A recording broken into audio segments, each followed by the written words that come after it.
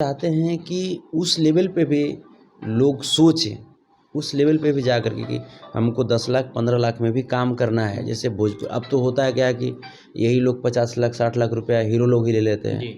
और कहानी वही घिसा-पिटा कहानी होता है। तो हम चाहते हैं कि भोजपुरी के लिए कुछ साल में कम से कम एक फ़िल्म, हर लोग से मैं कहता हूँ, मैं पवन जी से भी कहता हूँ, खेसारी जी से भी कहता हूँ, दिनेश जी से भी कहता हूँ मैं, कि साल में एक फ़िल्म जिसका मैक्सिमम बजट 15 लाख रुपया जाए, मैक्सिमम बजट जी।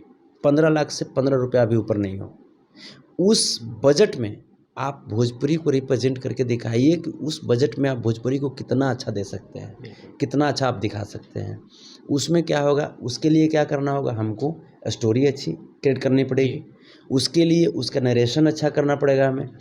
तो आप प्रॉपर वर्क कीजिए, आप सिर्फ लैविशनेस दिखाने के चक्कर में आप मिट्टी को भूलते जा रहे हैं।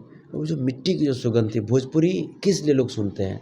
भोजपुरी लोग इसलिए सुनते हैं क्योंकि इसमें गाँव की जो आम जो अपनापन है, बोल-चाल, मिठास है। अपनी जो मिठास है, जी। वो इसमें झलकती है। तो फ़िल्मों में हम ठीक है लंदन दिखा रहे हैं, अच्छी बात है। लंदन आप दिखाइए, अमेरिका दिखाइए, चाँद दिखाइए, शुक्र दिखाइए, हर चीज़ दिखाइए। लेकिन वो गाँव की पगडंडी हम भूलते जा रहे हैं। बिल्कुल। जो भोजपुरी की असली विरासत है, हम उससे दूर होते जा रहे हैं और हमें लगता है कि हमें उस तरफ साल में कम से कम एक तरफ तो ज़रूर ध्यान देने की ज़रूरत है। जी, जाते-जाते मेरा जो सवाल बचा था राजनीति वाला वो कर लेते हैं। अगर आपको मौका मिला तो कहाँ से चुनाव लड़ना पसंद करेंगे? क्योंकि आप पूरी तरह से इन्वॉल्व हो चुके हैं राजनीति में और अगर मौका मिल जाए, अगर आप ज़िद कर कुर्सी पे आएँ, तो क्या भोजपुरी की बात रखेंगे या फिर आप भी भोजपुरी से कन्नी काट लेंगे? आपको पता है कि मैं स्ट्रेट फॉरवर्ड में बोलता हूँ और हमको आप कहीं पे भी बैठा दीजिए, राष्ट्रपति की कुर्सी पे भी बैठा दीजिएगा, फिर भी जो बातें हैं, वो मैं बातें बोलूँगा। तो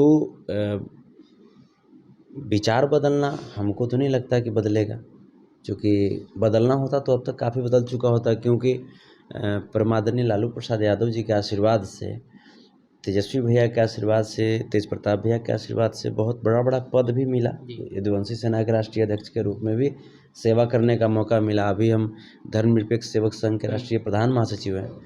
तो जब इतना तक पहुँचने पे जब ईगो नहीं आया, तो फिर ईगो क्या होता है हमको समझ में नहीं आता।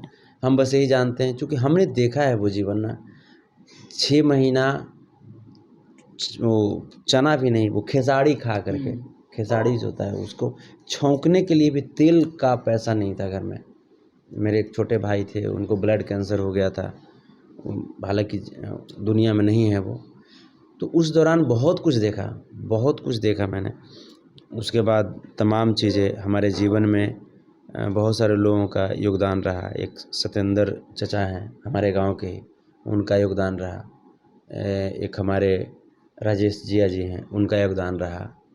हमारे जीवन में रामजस बिहारी जी हैं, राहुल कुमार गुप्ता जी हैं, तंजीम रैन जी हैं, नितांत सिंह राजपूत जी हैं, अजय मिश्रा जी हैं, आसित पासवान जी हैं। बहुत सारे लोगों का योगदान रहा है मेरे जीवन में।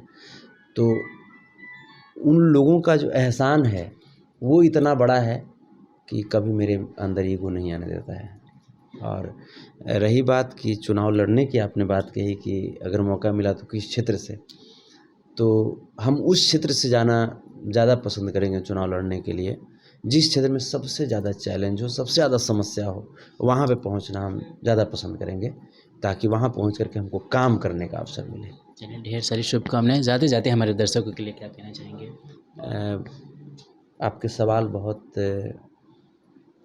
बढ़िया होते हैं, बहुत सहज तरीके से आप सवाल पूछते हैं और गहराई होती है आपके सवालों में। आपके लिए शुभकामनाएँ कि आप ऐसे ही आगे बढ़ते रहिए। आपका जो चैनल है मनचाहा न्यूज़, लोग ऐसे ही पसंद करते रहें, खूब आगे बढ़िए। Thank you so much sir, हमारे साथ जुड़ने के लिए, अपनी प्यारी सी बात रखने के लिए। तो देखा, इन्होंने हर मुद्दे पे खुल के बात रखी, साथ ही बात बताया कि अगर इन्हें राजनीति में आने का मौका मिले तो ज़रूर लड़ेंगे, टफ कंपटीशन भी करेंगे, लेकिन भोजपुरी को छोड़कर नहीं जाएंगे, भोजपुरी की बात ज़रूर करेंगे। हमारे साथ बने रहिए, जो भी और भी बातें रहेंगी हम लाकर आपको देते रहेंगे।